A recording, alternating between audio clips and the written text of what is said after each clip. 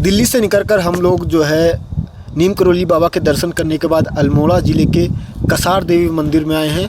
और ये पीछे आप विजुअल देखिए, ये पीछे जो पूरा इलाका है अभी मंदिर के सबसे ऊपरी हिस्से में है।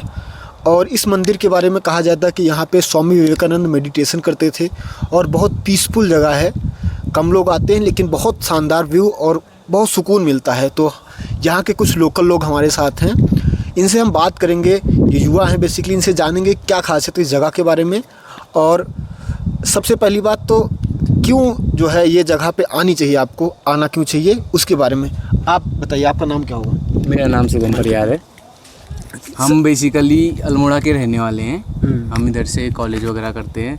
हम अभी जहाँ बैठे हैं ये आपके अल्मोड़ा ज़िले में कसार देवी मंदिर में बैठे हैं। बेसिकली ये मंदिर जो है ये बहुत सालों पहले से प्रसिद्ध है और इसकी ये वजह है कि यहाँ पे बहुत साल पहले स्वामी विवेकानंद जी आए थे और उन्होंने अपना काफ़ी वक्त इधर व्यतीत किया था।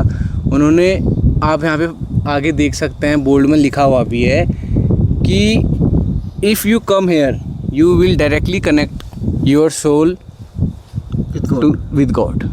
मतलब ऐसा होता है ना, तुम कहीं पे भी बैठ के मेडिटेशन नहीं कर सकते हो, ठीक है।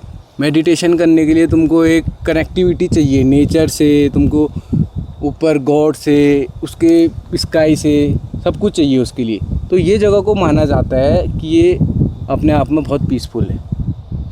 तो ये बेसिकली स्वामी विवेकानंद थे। कितने साल पुरानी जगह, कितने साल पुराना ये मंदिर है? ये मान लो आप स्वामी विवेकानंद जी यहाँ आए थे उससे पहले से ये मंदिर प्रसिद्ध है। तो मतलब ये, हाँ, स्वामी विवेकानंद 100 साल पहले करीब आए होंगे। हाँ, ये आए थे 120 साल से ज़्यादा हो गए। हाँ जी। कसार देवी जो है हमारे उधर की, मतलब ऐसा होता है ना जैसे हम लोग भगवान को मानते हैं, लेकिन हम रह रहे देवभूमि उत्तराखंड में। देवभूमि उत्तराखंड में क्या होता है, हमारे अपने लोकल भगवान होते हैं, ठीक है। जैसे आप इधर जाओगे तो चितई गोलू मंदिर है, कुल देवता, ये ना ग्राम देवता ये सब होते हैं। जैसे कि हम हिंदू हैं सारे, ठीक है। आप लोग सीधे श्री राम श्री कृष्ण को मानते हो। इधर क्या है, हम जैसे कसार देवी है, ये हमारी अल्मोड़ा की माता है, ये हमारे पूर्वज हैं। इन्होंने इतने ग्रेट काम किए कि ये भगवान बन गए और हम इनकी छत्र छाया में जी रहे हैं। मतलब हम कभी बोलेंगे ना, हे माता हमको कुछ, मतलब हमारी रक्षा करना, तो वो करती हैं। कहने का मतलब हम उनकी छत्र छाया में रह रहे हैं। तो बेसिकली गांव में कोई भी परेशानी आती है, अगर कोई भी दिक्कत होती है तो आप लोग सबसे पहले जो पुकार इनको ही करते हैं। ग्राम देवता हैं, आप माता जी हैं, जो भी है इनको बुलाते हैं। आपका क्या नाम होगा? मेरा नाम कृष्णा सिंह कार्की है। अभी लोकली अल्मोड़ा का हूँ। लोग क्या करते हो आप? वैसे मैं कॉलेज फर्स्ट ईयर चल रहा है मेरा, बीए से। वैसे जगह तो बहुत बढ़िया है। वैसे मतलब आपको आना चाहिए यहाँ, क्योंकि आपको जैसे भाई ने बताया हमारे कि मतलब अपने क्या बोलते हैं, मतलब सीधे गॉड से आपको, आपकी सोल जैसे सीधे गॉड से मिलेगी वाला, क्या बोलते हैं, वैसा हो सकता है, मतलब होता है यहाँ। और आप आइए यहाँ, मतलब बहुत अच्छी जगह है। जैसे हमारे न्याय के देवता बोलते हैं, मतलब जब कुछ भी होता है ना, जैसे कुछ भी गलत हो रहा है किसी के साथ, किसी दो में से किसी के साथ गलत हो रहा है, तो हमारे वहाँ कोर्ट न जाकर गुलजू के दरबार जाते हैं। गुलजू हमारे वहाँ न्याय के देवता के रूप में मानते हैं। मंदिर रिकमेंड करेंगे, चितई गोलू मंदिर, यहीं आसपास इसी रेंज में है। हाँ, वो जो ये भाई बता रहे हैं ना, मेरा जैसे किसी के साथ कुछ बुरा होता है ना, मान लो किसी के साथ कुछ भी बुरा हो गया, तो प्लेन्स में क्या करते हैं, ये हम लोग कोर्ट वगैरह जाते हैं, ठीक है। यहाँ क्या करते हैं, हम अपने गुलजू को पुकारते हैं।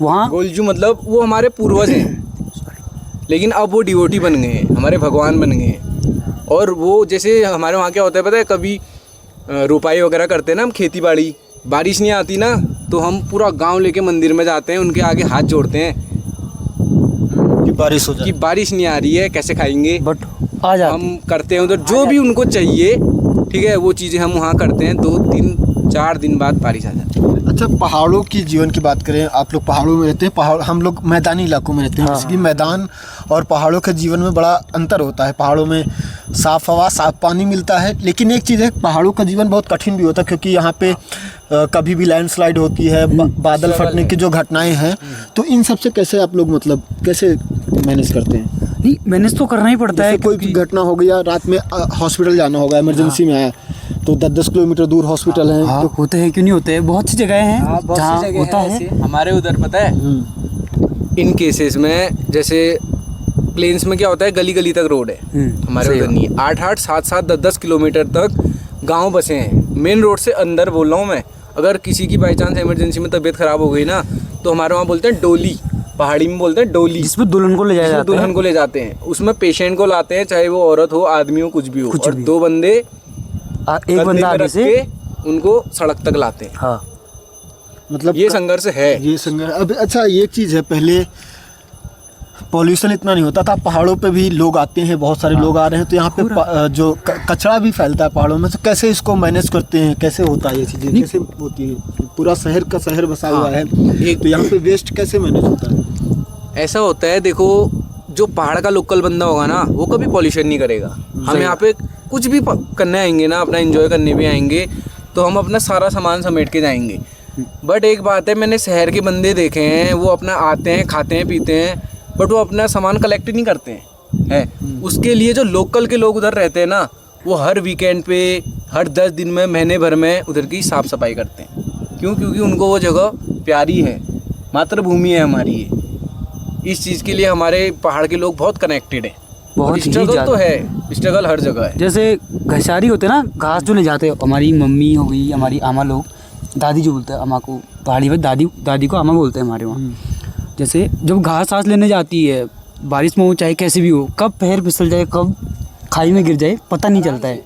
ऐसी घटनाएं हो चुकी हैं? बहुत होती है। बागेश्वर की ये घटना बताता हूँ आपको। कितनी हो जाती है। ये होता है ना, ये जो चीड़ के पेड़ आप देख रहे हो ना, इसमें से निकलता है पिरूल। ये जो हरे हरे आप देख रहे हो ना, ये जब, हाँ, ये जो पेड़ हैं, इनके जो पत्ते हैं, अभी ये पेड़ हैं, हरे हैं, ये जब सूख जाते हैं, इसको ये बनता है पिरूल। ये है पिरूल। जैसे ये है, इसके बहुत यूजेस हैं। ये खेती बाड़ी में ये पिरूल काम आता है। तो हमारी वहाँ औरतें क्या करती हैं, जंगलों में दूर दूर तक इतना बड़ा बड़ा बोझा, आप मानो कि 20 किलो, 25 किलो, 40 किलो का बोझा इसका बना के लाती हैं। बागेश्वर में 1-8 साल पहले की घटना मैं बता रहा हूँ। एक औरत ऐसी गई थी, ठीक है, पहाड़ों का रास्ता आपको पता ही है, जंगलों का, ये जब लाल पिरूल बिछा हुआ होता है ना, तो आप जैसे लोग, मैं सच बताऊँ तो चल नहीं पाओगे उसमें। वो अपने जो उनके सर पे बोझा था, उसके साथ वहाँ से गिरी, सीधे सड़क पे ख़त्म, ऑन द स्पॉट। ये संघर्ष है, ये है, ये रियल संघर्ष है। अच्छा, आप युवा हैं, देखिए उत्तराखंड में जो ज़्यादातर जॉब्स है वो गवर्नमेंट है या फिर किसी के पास अपना रेस्टोरेंट वगैरह है। ये मुझे 2 चीज़ जो जॉब का तरीका मिलता है, बाकी जो जॉब वगैरह के लिए कैसे आप लोग मैनेज करते हैं? जैसे आम तक, मतलब हमारे उत्तराखंड में 2 चीज़ बहुत फेमस है, एक तो आर्मी, एक आर्मी और एक होटल। वही मैंने कहा, 2 के अलावा बोथ बहुत इंपॉर्टेंट है, मतलब बोथ को हमारे यहाँ मतलब ऊपर माना जाता है, ऐसा बोलते हैं ज़्यादातर। आर्मी नहीं तो होटल। और आर्मी के लिए जो जुनून हमारे उत्तराखंड से, बहुत ज़्यादा है। हिमाचल प्रदेश से और हरियाणा, इन जितनी जगहों भी से है ना, देवभूमि है हमारे वो वहाँ, तुमको कहीं नहीं मिलेगा। नहीं मिली। मर मिटने के लिए तैयार रहते हैं हमारे वहाँ के बंदे। और सबसे ज़्यादा इसी रीजन से लिए जाते हैं फौज में। एक दो रेजिमेंट हमारे उत्तराखंड की 2 रेजिमेंट हैं, कुमाऊं रेजिमेंट, गढ़वाल रेजिमेंट। कौन सा स्टेट है जिसकी 2 रेजिमेंट है बताओ? बिहार रेजिमेंट, बिहार की अपनी 1 है। टोटल मिला के 7-8 ही तो रेजिमेंट है, इतने तो हैं। उससे ज़्यादा है यार। तो मुझे आइडिया नहीं है बेसिकली रेजिमेंट के बारे में, लेकिन इतना पता है कि पहाड़ों पे जो है, पहाड़ों पे भी वैकेंसी, अभी मैं 1 साल पहले की बात है कि वैकेंसी कोई आई थी, इतने 1000 लोग आ गए थे आर्मी की। हाँ। ओपन वैकेंसी ये निकली भर्ती थी। हाँ, तो वो बोलते हैं तुम, तो क्या यहाँ पे भी बेरोजगारी बढ़ रही है? क्या बोलते हैं, टेरिटोरियल आर्मी। Territorial army. वहाँ पे मतलब हमने विजुअल्स देखे कि इतनी सारे लोग इतने कम वैकेंसी के लिए। अगर मैं आपको सही बताऊं, हमारा पहाड़ का बंदा जब पढ़ता है ना, तो सरकारी स्कूल से पढ़ा हुआ होता है ज़्यादातर। और आप ये सोचो, सरकारी स्कूल का बंदा कोई कॉरपोरेट जॉब के बारे में कैसे सोचेगा? उसने अपनी ज़िंदगी में कभी लैपटॉप नहीं देखा, ठीक है, ज़्यादा से ज़्यादा स्मार्टफोन, वो भी इस जनरेशन में मिल रहा है। अभी आप प्लेन्स में कंपेयर करोगे, हर घर में एक पीसी होगा, अपना पर्सनल कंप्यूटर। बच्चे आगे 12 के बाद क्या करते हैं? वो बीटेक करते हैं, बीसीए करते हैं। यहाँ के बंदे क्या करते हैं? 12 तक सरकारी स्कूल से पढ़ते हैं, उसके बाद 1 साल, 2 साल, 3 साल सरकारी एग्ज़ाम के लिए तैयारी करते हैं। उनके पास एक वो ऑप्शन है, दूसरा ऑप्शन सीधे होटल है। मैं मेजोरिटी बता रहा हूँ आपको। ज़्यादातर ऐसा नहीं है कि यहाँ से कॉर्पोरेट में नहीं जाते हैं, बहुत जाते हैं, ऐसा अच्छे घर के लोग जाते हैं, अच्छे घर के लोग जाते हैं, बट छोटे गरीब घर के लोगों का ज़्यादा majority बोल नहीं रहा हूँ है। मैं। मतलब कि अगर उनको ठीक लग रहा है कि मतलब बेस्ट जो है उनके हिसाब से, अगर कोई गरीब घर का बच्चा है वो बेस्ट ज़्यादा आर्मी ही चुनता है। और गवर्नमेंट आर्मी बेसिकली सिक्योरिटी भी रहती है, मान सम्मान भी मिलता है, बहुत मिलता है आर्मी में तो बहुत मिलता है, बहुत फैसिलिटी भी मिलती है, तो फैसिलिटी मिलती है, allowances बोलते हैं ना। अच्छा एक चीज और, अग्निवीर आई, अग्निवीर योजना की बड़ी चर्चा है, क्या लगता है अग्निवीर से कितना इफेक्ट पड़ा है? क्या अभी भी लोग तैयारी कर रहे हैं? जैसे हाँ कर रहे हैं, क्यों नहीं कर रहे हैं? तो अग्निवीर का इफेक्ट पड़ा है कि लोगों ने छोड़ दिया नहीं? क्योंकि अग्निवीर में क्या है कि अब 25% ही लोग वापस रिटर्न किए जाएंगे, बाकी लोग तो 3 साल 4 साल बाद कर दिए जाएंगे। तो इसको लेकर यहाँ पे कुछ युवाओं में, आप लोग युवा हैं, आपके साथी होंगे, तो उनमें गुस्सा दिखा था। सब अग्निवीर वाले हैं। ये अग्निवीर की तैयारी कर रहे हैं, हमारे 2 दोस्त हाँ अग्निवीर की तैयारी करते हैं। ये भी एक दोस्त हमारा आ रहा है, अग्निवीर की तैयारी करते हैं। हाँ, वो अग्निवीर मतलब निकाल के बैठा है, अभी मेरिट का इंतजार है। लेकिन जो आपने बोला ना कि अग्निवीर लगने के बाद क्या जज्बा कम हुआ, देखो जज्बा तो कम हुआ नहीं है बिल्कुल, क्योंकि वो होगा भी नहीं। बहुत है, ठीक है। उत्तराखंड में रोजगार तो कुछ है नहीं। बेसिकली मैं बोलूँ तुमको, उत्तराखंड में सिटीज कौन से आते हैं? सिटी में तुम उधम सिंह नगर को ले सकते हो, हल्द्वानी को ले सकते हो, रुद्रपुर हो गया, उधम सिंह नगर में आता है, ठीक है। और रुद्रपुर और हल्द्वानी में भी आप देखोगे 10-15 हज़ार 20 हज़ार से ऊपर की कोई नौकरी नहीं है। 20 हज़ार भी बहुत बोल लिया मैंने, क्या नौकरियां हैं उधर? कोई एक कॉर्पोरेट ऑफिस है उधर, कोई कॉर्पोरेट कंपनी है नहीं है। जो भी होगा पैकिंग वैकिंग का काम होगा, और तुम्हारा होटल वगैरह का। मतलब बेसिकली जो यहाँ पे पर्यटक आते हैं, जो पहाड़ पे लोग घूमने आते हैं, उनसे ही आधे लोगों का बिजनेस चला है, आधे लोग जो गवर्नमेंट जॉब की तैयारी कर रहे हैं। हाँ। और जो बच्चे खुजे लोग हैं वो मजदूरी करने को मजबूर है। मतलब खेतों में जो थोड़े बहुत काम मिल जाए इधर उधर से, वो पहले था। अगर मैं सच बताऊं तो हमारा जो अभी का यूथ है ना, ये जो खेतों में काम और मजदूरी ये कोई नहीं करता।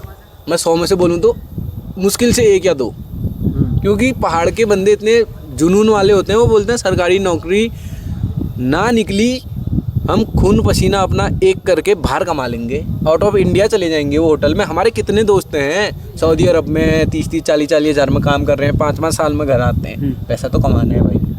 मतलब यहाँ पे वो नहीं रहते, स्टे नहीं करते। अगर उनको जॉब नहीं मिली गवर्नमेंट जॉब की तो आउट ऑफ इंडिया चले जाना ही पड़ता है। हाँ, आउट ऑफ इंडिया में जाना पड़ता है यार, इंडिया में तो जाना ही पड़ता है। इंडिया ही घूमते ज़्यादातर, मतलब जो गरीब घर के होते हैं ज़्यादातर वो दिल्ली चले गए, बॉम्बे चले गए, यही। और मतलब जो थोड़े बहुत मतलब जिन्होंने ज़्यादातर विदेश में, मतलब जो बोलते हैं आउट ऑफ इंडिया वही जाते हैं, मतलब जिन्होंने HM क्या होता है, जिसे होटल मैनेजमेंट बोलते हैं। एक होटल मैनेजमेंट हो गया, और एक क्या बोलते हैं उसको, बोलते हैं मर्चेंट न्यू बोलते हैं इसको। मर्चेंट न्यू में ज़्यादा शिप्स में वही जाते हैं। पहाड़ के भी बहुत जाते हैं, ऐसा नहीं है। मैं दिल्ली में रहता हूँ, और दिल्ली में हमारे मतलब जहाँ मैं फ्लैट लेकर रहता था, वहाँ पे कई जो ऐसे लोग हैं वो कई पीढ़ियों से, मतलब 2-3 पीढ़ियों से वो वहीं पे रह रहे हैं। मतलब उन्होंने उत्तराखंड में उनकी ज़मीनें हैं, घर हैं, लेकिन वो वहीं पे स्टे कर गए। तो क्या पलायन भी, मतलब जैसे होता नहीं कि कुछ लोग चले गए दिल्ली, वहाँ पे जॉब मिल गई ठीक ठाक, वहाँ पे उन्होंने शादी कर ली, तो बच्चे भी हो गए, बच्चे पढ़ने लगे, तो क्या वो वापस भी आते हैं कि वहीं टिक जाते हैं? नहीं आते। कितना रेट है? मतलब जो बहुत ही कम बोल सकता हूँ मैं, नहीं आते हैं, बहुत कम आते हैं। मतलब वो बाद में ही आते हैं ना, उसका भी सिनेरियो समझाता हूँ मैं। बाद में ही आते हैं ज़्यादा। दिल्ली में आप बोल रहे हो ना, जो लोग बसे हैं, हमारे भी बसे हैं, चाचा ताऊ लोग बसे हैं, वो वही बंदे हैं जो फौज में भर्ती हो गए थे, जिनके पास सरकारी नौकरी है। हाँ। ठीक है, आप खुद सोच सकते हो दिल्ली में 20-25-30 हज़ार की नौकरी करने वाला बंदा भी जिंदगी में कभी वहाँ एक फ्लैट नहीं ले सकता है। कैसे लेगा यार? 7 हज़ार का कमरा है, 5-6 हज़ार का खाना पीना है, कैसे लेगा वो? मकान कैसे अफोर्ड करेगा? फ्लैट कैसे अफोर्ड करेगा? तो जो ये बंदे हमारे जाते हैं ना, इनका पौराणिक घर, जिसको बोलते हैं पुश्तैनी घर पहाड़ में है। ये बस कभी त्योहार वगैरह में आते हैं। महेंद्र सिंह धोनी का नाम सुना होगा आपने, यही तो हैं, अल्मोड़ा के तो हैं, वो अल्मोड़ा जिले के। महेंद्र सिंह धोनी उनकी वाइफ है शायद। महेंद्र सिंह धोनी अल्मोड़ा के तो अलग, वो झारखंड में उनके फादर जो शिफ्ट हुए थे, पलायन किया था उन्होंने अल्मोड़ा से। पान सिंह धोनी जी पलायन किया था। ये नई चीज मुझे पता चली है, मतलब मुझे नहीं पता। धोनी का नाम रांची से जुड़ता है, उनकी वाइफ का जो है वो मुझे पता था। लेकिन वो अल्मोड़ा से ही है धोनी। अल्मोड़ा से ही है। उनके पिताजी का जन्म यहाँ हुआ है। MS धोनी का भले कहीं भी हुआ हो, मेरे को लगता है जहाँ तक अल्मोड़ा में जन्म हुआ है, बट पालन पोषण उनका झारखंड में हुआ है। पिताजी यहीं के हैं। यहीं के रेलवे में किस में निकले थे? वो जल निगम में थे यार, जब रेलवे में थे उनके पिताजी। हाँ, धोनी रेलवेज में थे, उनके पिताजी भी कोई गवर्नमेंट जॉब वाले थे, तो वो सर्विस में चले गए। उसी से मतलब पौराणिक घर उनका भी यही है, अल्मोड़ा है। और उनकी वाइफ किस जिले की है? उनकी वाइफ का मेरे को पता, उनको पता नहीं, उनका पता है, उनका पता है। उनकी वाइफ जिस हिसाब से। चलिए, अगर ये वीडियो देख रही है जो गवर्नमेंट है, बेसिकली जो आप युवा हैं, क्या कहेंगे कि क्या लगता है कि वैकेंसीज इतनी आ रही हैं कि फुलफिल हो जा रही हैं, ज़रूरतें आपकी पूरी हो जा रही हैं, क्या कहेंगे, मैसेज क्या देंगे गवर्नमेंट को? गवर्नमेंट को मैसेज ही देना चाहेंगे कि मतलब सभी का देखना तो पड़ेगा ही, मतलब कि जब आप अगर ये नहीं वैकेंसीज आ रही हैं कि नहीं, हाँ। युवाओं देखो के लिए नौकरी वैकेंसी देखो जितनी है उतनी ही रहेंगी और वैकेंसी कम होंगी इन फ्यूचर, क्योंकि प्राइवेटाइजेशन हो रहा है हर बहुत तो जगह। हो रहा है। बस सरकार से हमारी ये उम्मीद रहेगी, ये हम बोलेंगे सरकार को कि आप जो एग्ज़ाम कंडक्ट कराते हो, सरकार ने पिछले साल यूके SSSC का LT का एग्ज़ाम कंडक्ट कराया, ठीक है। मार्च अप्रैल में 2024 में उसके फॉर्म आए, अगस्त करीब में उसका पेपर वगैरह हुआ, रिजल्ट वगैरह आया। आज क्या है, सितंबर 2025, उसका फाइनल मेरिट आ गया था उस एग्ज़ाम का, और आज 1.5 साल बाद वो एग्ज़ाम रद्द हो गया। सुप्रीम कोर्ट में उसका केस चल रहा है क्वेश्चनों पे, प्रॉपर्ली रद्द नहीं हुआ है, बट भी केस चल रहा है। हाँ, मतलब जिन्होंने सिलेक्शन लिया था ना, उनको पोस्टिंग नहीं मिली है, ज्वाइनिंग नहीं हुई है, उनकी कॉल लेटर नहीं आया है। तो बेसिकली यहाँ पे भी धांधली का जो यूपी बिहार में बड़ा मुद्दा है, रोजगार धांधली का, यहाँ पे एक मुद्दा है युवाओं में। हाँ, वो तो होता ही है, क्यों नहीं होता है, हर स्टेट में है, ऐसा नहीं है, सभी स्टेट में है, उत्तराखंड में है, उत्तराखंड में भी है ही। चलिए, बहुत धन्यवाद हमसे बात करने के लिए। ये अभी हम लोग घूमने आए थे, बेसिकली ये युवा दिखे तो हमने कहा इनसे बात करते हैं, क्योंकि ये जो इलाका है बहुत खूबसूरत है, अगर मौका मिले तो ज़रूर घूमने आइए। और कुछ ऐसी जगह होती हैं जहाँ आपको सुकून मिलता है, यहाँ पे जो हवा चल रही है इतना सुकून दे रही, मन कर रहा है कि यहीं बैठे रहो रात भर। तो अगली वीडियो में किसी और लोगों से छोटा बात सा कुछ करें। कहना चाहूँगा मैं। हाँ। मैं ये कहना चाहूँगा, मतलब जितने भी लोग उत्तराखंड से पलायन कर रहे हैं, बट अपने बच्चों को पहाड़ी पक्का सिखाएं। अपनी मातृभाषा जो है ना, पक्का सिखाना, बिना मातृभाषा के कुछ नहीं होता है। सही बात है। देखिए, ये युवा हैं बोल रहे हैं कि मातृभाषा सिखाना, बेसिकली अपनी जो संस्कार है, अपनी संस्कृति, उससे जुड़े रहें। मत भूलना कभी भी। आजकल के क्योंकि ये संस्कृति, हर किसी को अपनी संस्कृति एक बार जरूर याद रखनी चाहिए, क्योंकि वो आपको बहुत कुछ सिखाती है और आपको जोड़े रखती है अपनों से। अच्छा मैसेज दिया आपने, थैंक यू।